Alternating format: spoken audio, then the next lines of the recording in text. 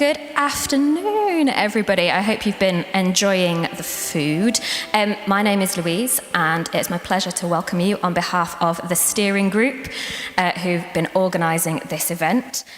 And I do need to do a little bit of housekeeping initially, as I'm sure you expect. So toilets, if they are needed, are through the door at the back over there. It is a little bit of a labyrinth, so if you really like puzzles and you want to add some jeopardy, wait till you really need it. Otherwise, just go. Fire exits, obviously, they're very unlikely to be needed, but if they are, there's one at the back over there, and the door you came through over there. If that is needed, you need to turn left when you get outside, go around to the big monument. That's the muster point. Now, if you've read your emails, you will have seen that unfortunately John Lennox is unable to join us in person. He will be with us. What happened was, unfortunately, he needed to have a cancerous lump removed from behind his ear, and he has been asked not to travel for medical reasons and just to look after himself at home. But he's very keen to be involved. He loves his subject. He loves engaging people with his subject. So we have him with us via video link, which is fantastic. So who is this man? John Lennox is Emeritus Professor of Mathematics and Emeritus Fellow of Philosophy of Science at Oxford. He has spent a lot of time and ink at the interface of science, philosophy, and religion. He's written widely, and it's going to be really interesting to hear him speak on that topic. And that does include his book, Can Science Explain Everything?, which is, as I'm sure you can tell, what inspired the name of this event. So let's get started. This is Reverend Andy Weatherly from Grace Church in Sturchley, and he will be conducting the interview. So I will hand over and I'll pop back up later on. Andy, it's all yours. Thank you very much, Louise, and let me extend my welcome to you as well. And it's good to extend my welcome to you, John, joining us on the screen. And I'm sad that you're not able to join us in person. I'm sad that we've not even been able to chat and meet one another yet. But I'm looking forward to our discussion now. So, John, I wanted to ask you a number of questions, but I wanted to maybe just to start by, Louise sort of introduced you in terms of your qualifications, your background, some of the books that I know that you've written and things. But could you tell us a little bit more, maybe just about your personal background, family background, about your journey towards mathematics and your journey towards faith? Well, thank you very much for inviting me on, and I would like to thank the committee and the audience for their toleration of my appearing in this way. I'm afraid the doctors put their feet down and I have to obey. It's lovely, though, to be back in Birmingham, even in this virtual way. As you've already told from my voice, I come originally from Northern Ireland, and my parents were very keen Christians, but they were quite unusual in that, first of all, in a divided community, my father in particular, employed people from both the Roman Catholic and the Protestant side of the community. That was very risky at the time, and he was bombed for it. My brother was nearly killed. And I asked him once why he did it, and he said that the Bible teaches clearly that all men and women, irrespective of their worldview, are made in the image of God, and I intend to treat them like that. That was a real life lesson for me. It has deeply influenced me because I could see it was real in my parents' lives. But although they were very convinced Christians, they didn't force their beliefs down my throat. On the contrary, they encouraged me to have a questioning mind so that I could consider the evidence for myself until I came to my own decision, which happened relatively early on because they were credible Christians. They opened my mind. They didn't close it in terms of religious bigotry. And my initial contact with the New Testament in particular was mind expanding, and it has never ceased to be that. So those were my first steps towards the convictions that I hold today. And of course, they developed very much after I left home and went to study at Cambridge. Well, thank you very much, John. Today's event is around the question of, can science explain everything? And I wanted to ask whether you think people expect science to be able to explain everything. And when you set out to be a mathematician, did you expect science to be able to explain everything? Well, that's a perceptive question about me. Looking back, I certainly was not enamored by science, first of all.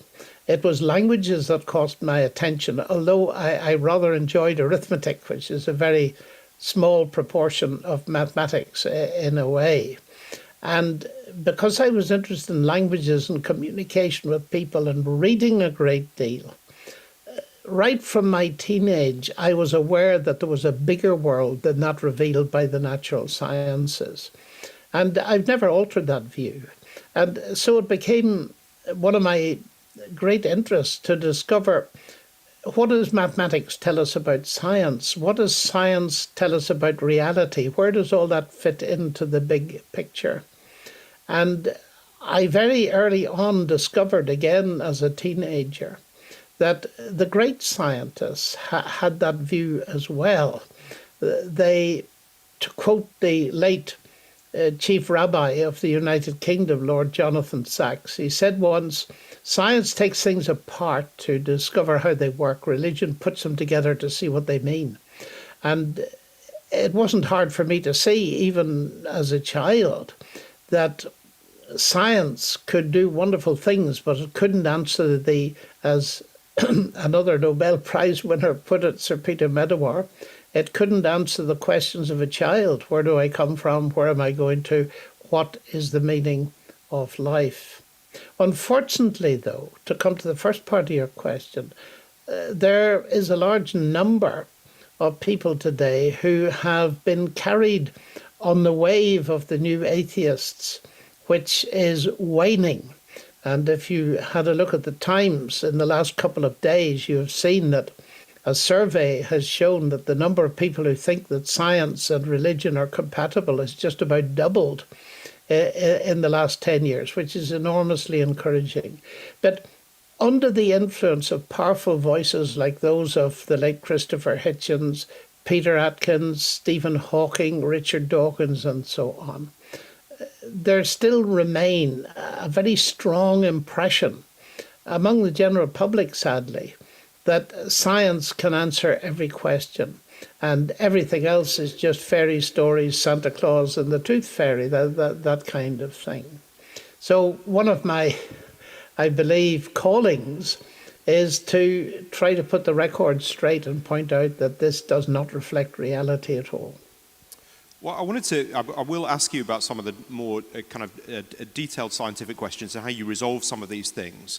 But I'm sure you have people say to you, that they admire your faith, but in their heart of hearts, they know they can't follow you in it because to become a Christian or to adopt any kind of faith position feels like a denial of reality. We want to live by facts, not faith.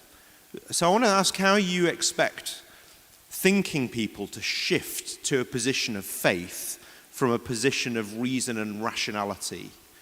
Well, they don't shift from a position of faith because every person is a person of faith. That's where the first fatal flaw in our thinking occurs. The word faith has two meanings and they get confused in that very question. Are you a person of faith? Yes, I'm a scientist. I believe that science can be done. I believe that the universe is rationally intelligible. I believe there's truth out there to be found out. That is the faith of every single scientist I have ever met. But unfortunately, the word faith has become shorthand for religion, so that people don't realize, in fact, they've swallowed a misdefinition of the word faith, given, again, sadly, by Dawkins and co., which is faith is a religious word and it means believing where there's no evidence. Not so. Faith is an ordinary word, comes from the Latin fides, meaning reliability and trust. And all of us know that if we believe anything, we better believe it on the basis of evidence, or we're rather credulous. The bank manager that you want to get a mortgage from, you'll have to convince him that you have evidence enough for him to trust you. And similarly, we don't trust people without having evidence for it. So it's a sheer nonsense to split the population up into people of faith and people not of faith. I was once asked by the BBC to talk about faith schools, and I said, which faith do you mean? Do you mean the atheism and naturalism that's spread in many of our schools and universities? Or do you mean a religious confessional school? Because every school is a faith school, because the teachers believe things that they teach the children.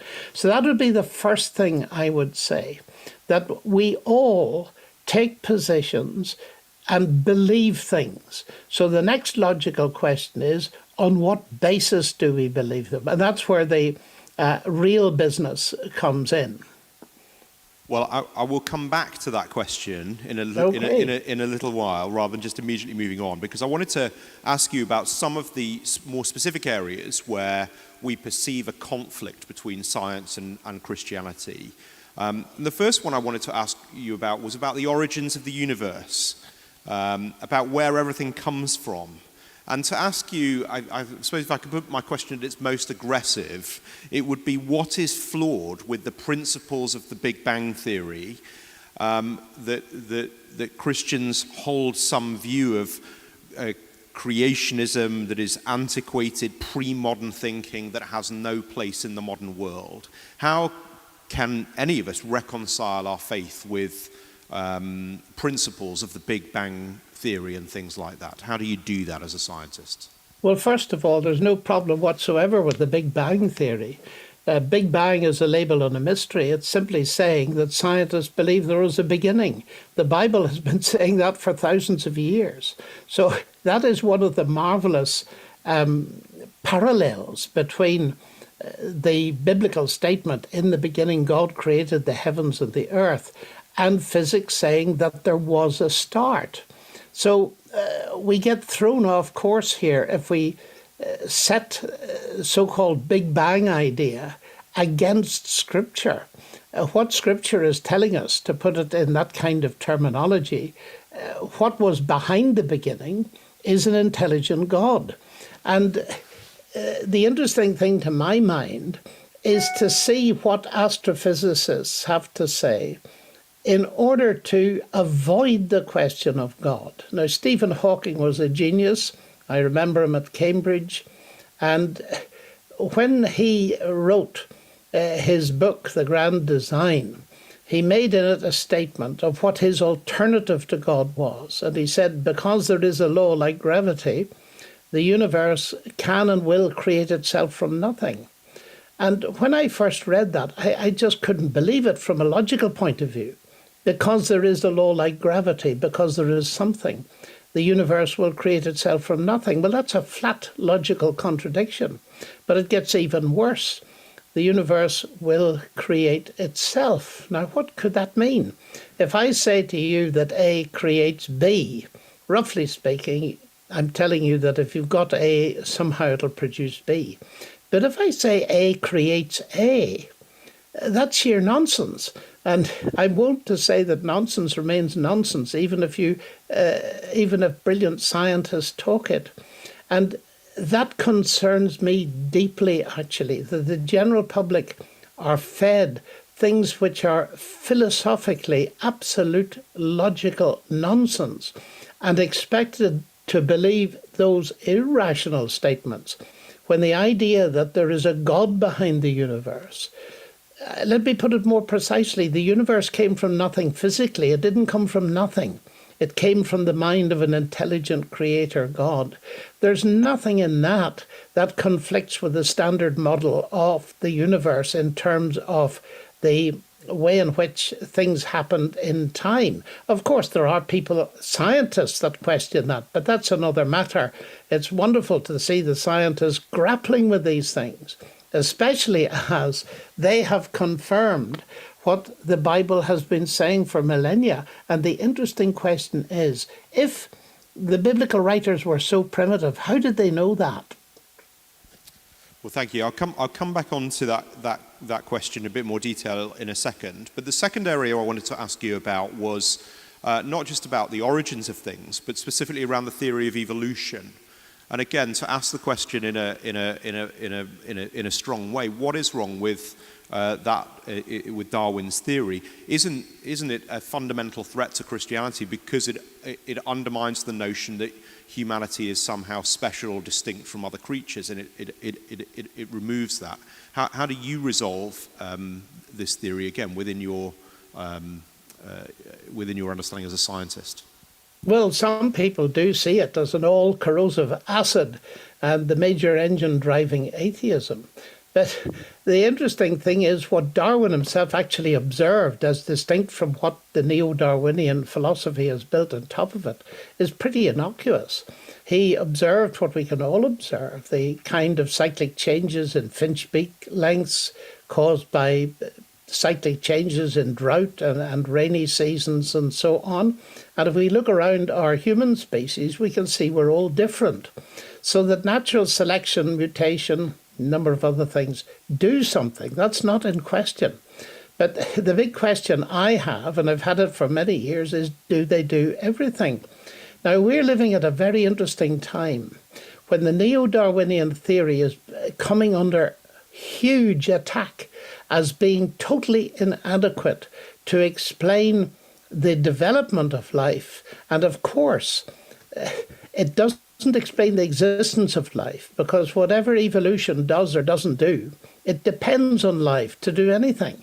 So Dawkins using it for many years. Fortunately, he realized his mistake and gave up doing it. But for him to say for many years that it was the explanation of the existence of life was a profound mistake. But what is fascinating, and I've actually written a new book about this called Cosmic Chemistry, Do God and Science Mix, to try to introduce people to the very exciting ideas of what's called the third way in biology, where, for example, one of the most brilliant biologists in the world, Professor Dennis Noble, FRS, in Oxford, has said publicly and in his writings, he said that neo-Darwinism doesn't need to be modified, it needs to be replaced.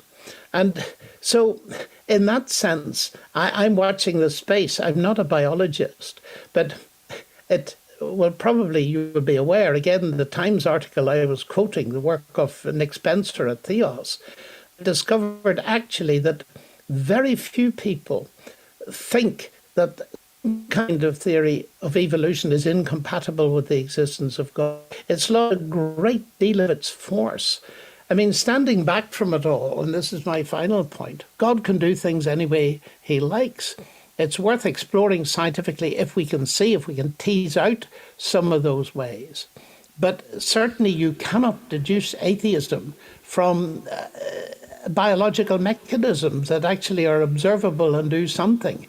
They may raise a huge scientific question. Do they do everything? And on available evidence, I don't think they do. I think that what we're seeing in biology, especially recently, is vastly increased evidence that this universe is what I call word-based. Just as the laws of nature, Newton's laws, Einstein and Clerk Maxwell and so on, govern the universe in a certain sense. They're mathematical descriptions, they're words. So in biology, DNA gives us the longest word we've ever discovered, 3.4 billion chemical letters. And now, at the level of epigenetics, even more language-like complexity has been discovered. And language always speaks of mind, but that's a vast and fascinating topic. Thank you, John.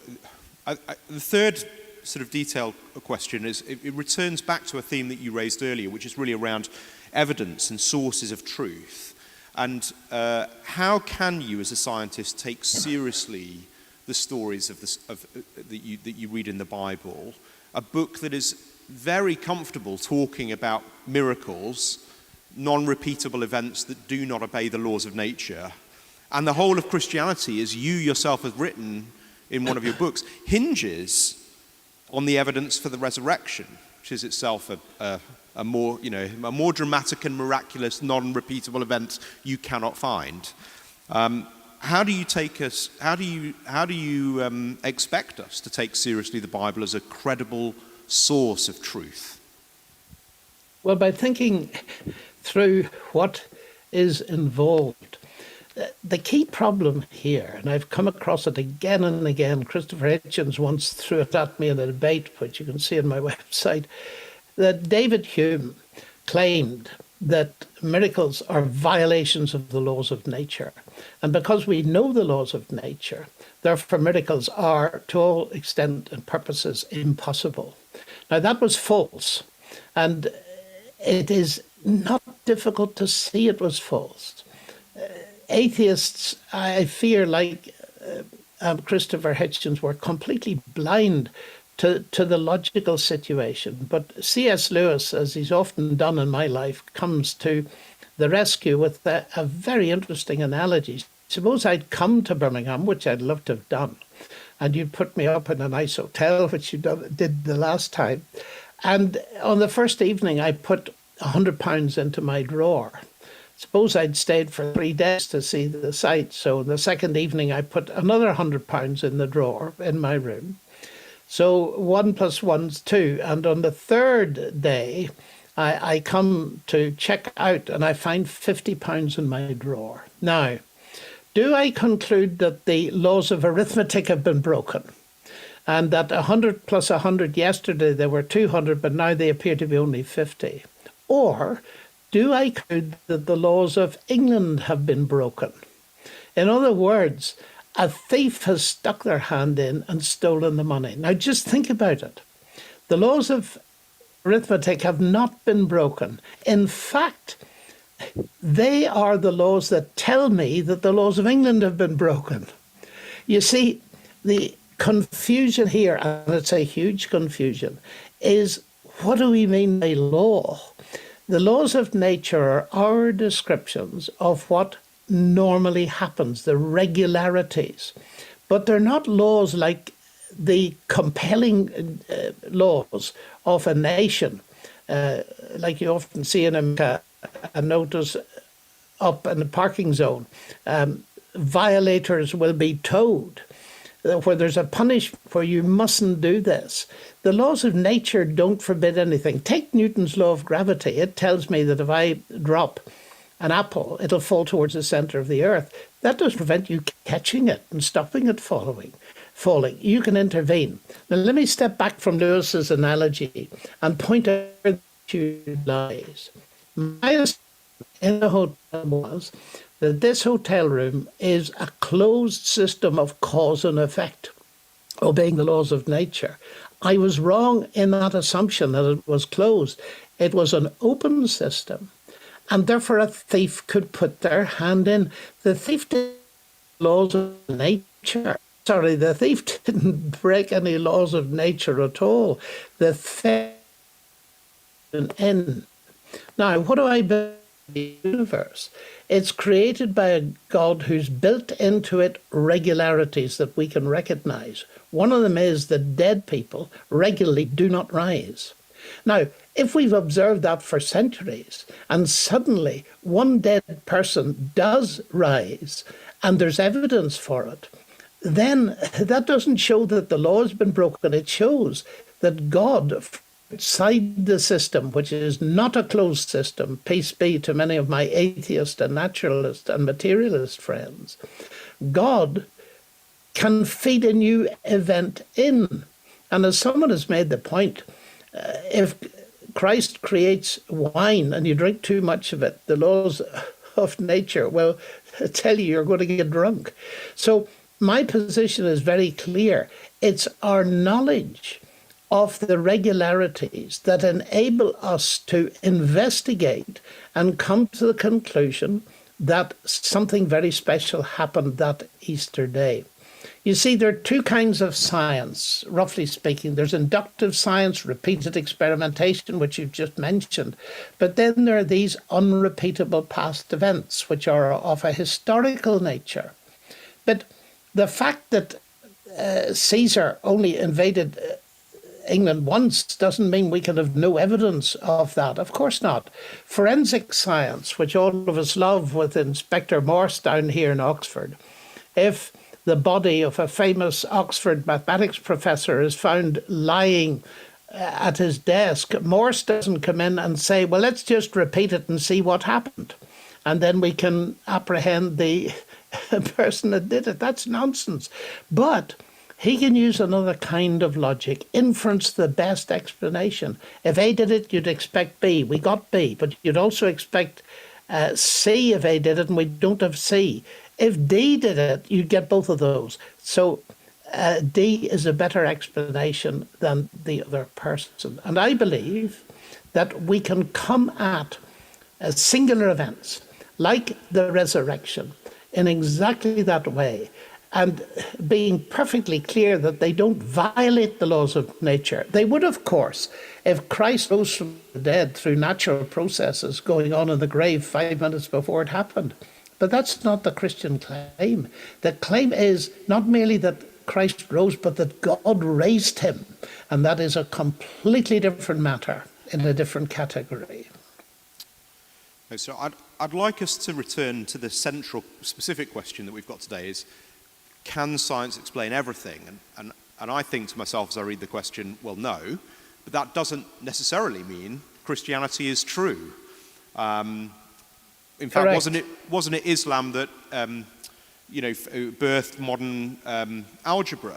So what is it that persuades you that Christianity is the thing that fills the void if science doesn't explain everything? Well, first of all, Islam did a great job in transmitting certain of the ancient writings, and being an algebraist myself, I'm grateful to Al-Khwarizmi, who started us all going. But of course, Islam believes in a creator God, so that's not quite enough of an argument. What we need to talk about, the substance of your question, is two things. First of all, to recognize that science is limited, and a wide range of really great scientists, whatever their worldview religiously, has accepted that. Einstein, for example, pointed out that you can talk about the ethical foundations of science, but you cannot talk about the scientific foundations of ethics.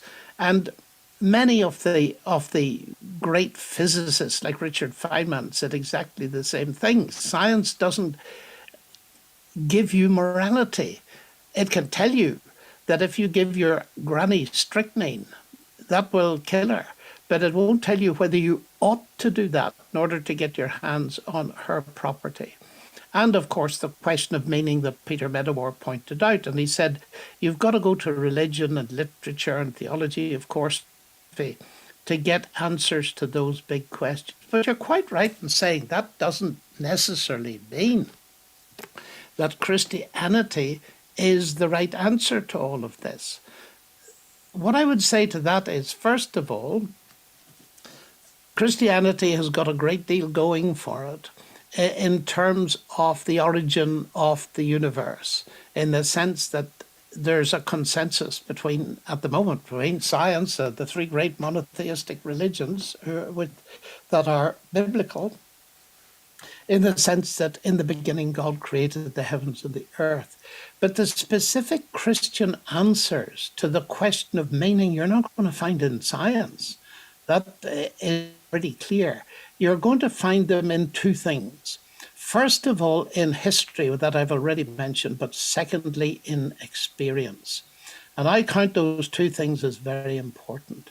The reason that I take the claims of Jesus Christ seriously is because I believe there is evidence, historical and logical, that he rose from the dead. And that's a major subject in itself, upon which, by the way, I've written in detail, trying to look at it through the eyes of David Hume's skepticism.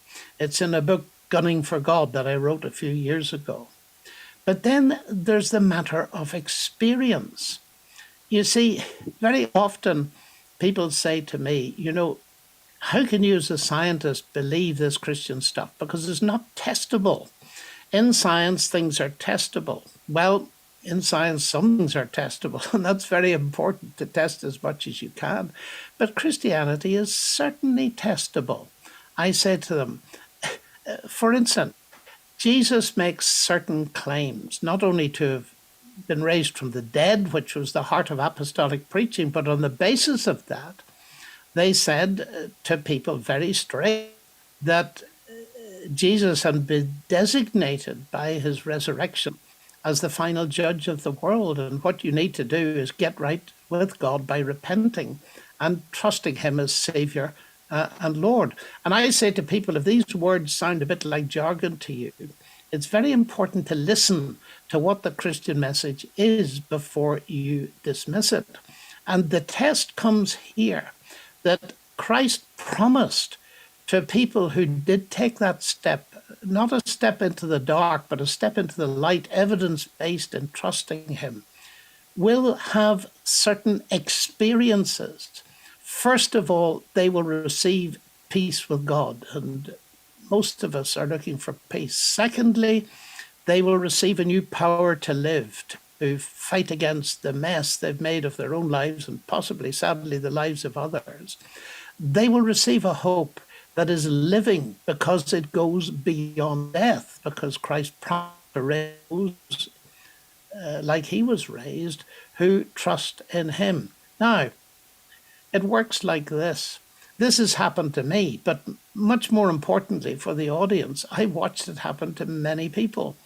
I meet many students because I live among them, and you might be a student who's pretty down, maybe addicted to something, life shows no hope, and they may even feel suicidal. And you meet them again in 6 months and they're radiant. And you say, what has happened to you? I've had this experience so many times. They've said, they may say something like, I met Jesus Christ, or I came to trust him as Lord, or I became a Christian, or I was born again. They may describe it in different ways. But when you see that again and again, you begin to say, well, 2 and 2 make 4. This is real stuff. And that's one of the evidences. The strongest evidence, perhaps, is the experiential one for me. I saw it first in my parents, and I've never since ever had reason to doubt this is real. It really does work.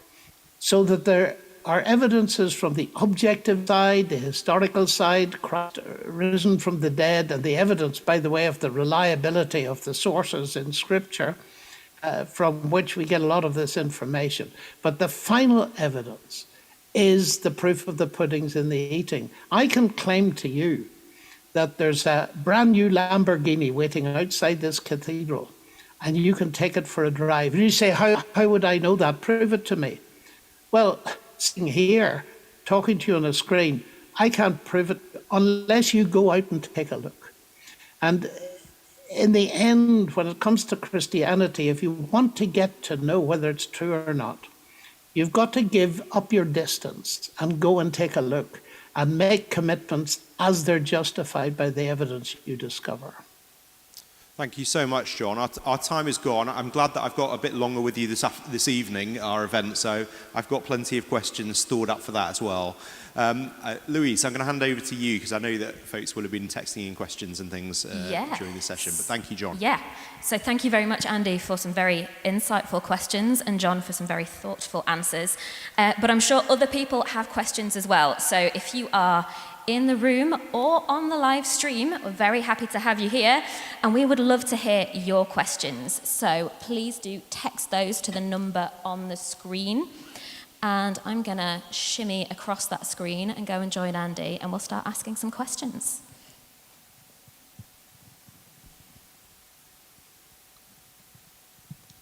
So, the first question we have for you, John. People are asking if fossil remains are telling us about different forms of human before we get Homo sapiens, what kind of relationship with God might those humans have had? And inferring from that, where do we say that we are human? Where does the point of the human soul emerge within that? I have no idea what we say, because the kind of status vis-a-vis God of fossil remains cannot be determined from fossils. So anything is speculation. Looking at this whole thing, the Bible is very economical in what it tells us. I only wish that it told us a great deal more. But we must remember that it's not a textbook of science. I don't teach algebra from Leviticus. But it does say things that are related to the natural world, but relatively few of them. It says, in the beginning, God created the heavens and the earth. And that's a statement about the very same physical heavens and earth that scientists study. But these detailed questions of anthropology and archaeology and biophysical archaeology, I'm not competent to adjudicate. And I say to people, have a look at what people write about these things, ask about the people's worldview and see, does it make sense to you? But I have nothing really to add here, but it doesn't seem to me to make any problem. History is much more complex, and biology certainly is, than many of us realize. Right, thank you very much. A further question for you then. I know that you have written about finding God in a COVID world. It's a little bit of a departure from today's topic, but I know it's something you've written about. What about as we are at least attempting to slightly move on from this pandemic? Where have you had the opportunity to develop any of those thoughts as we're at least slightly attempting to move out of a pandemic? I'm not quite sure that I understand what the question means. I'm trying to move out of the pandemic, and it's partly the reason why I'm not sitting with you today, because apparently my immune system is compromised.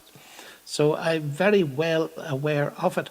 I think perhaps the questioner means, let me have a shot at it, because I'm always interested in people's questions. The pandemic has revealed that we're much more vulnerable than we think we are. That's the first thing. And we've got to be humble and honest about that. Secondly, it reveals that science has been very powerful in delivering us vaccines and all kinds of technology, for which I, for one, am profoundly grateful. Thirdly, the pandemic and things related to it bring back to our hearts the fact that we're mortal. And a very important thing to think about. The problem of suffering, pandemics, evil, and war are the hardest questions that I as a Christian face. And that's one reason why I wrote that little book, Where is God in a Coronavirus World? To try and not give people simplistic answers, but to give them a way into this topic that makes sense to me. So if one of the results of the pandemic is to lead us to ask serious questions about where this all leads and what we do about our own mortality, then that is one very important effect. But I'm conscious that that may not be what your questioner is asking. That's great. Thank you. Thank you for thinking your way around that question for us. We do need to start wrapping up. So thank you so much for being with us, John. Audience, live in the room and live on the stream, we do have a couple of things to ask you. So firstly, if you don't feel like you've got a chance to ask your question, the number is also on these slips of paper that you have around the room. You can text those in and we might get a chance to pick them up this evening when we have a bit more time.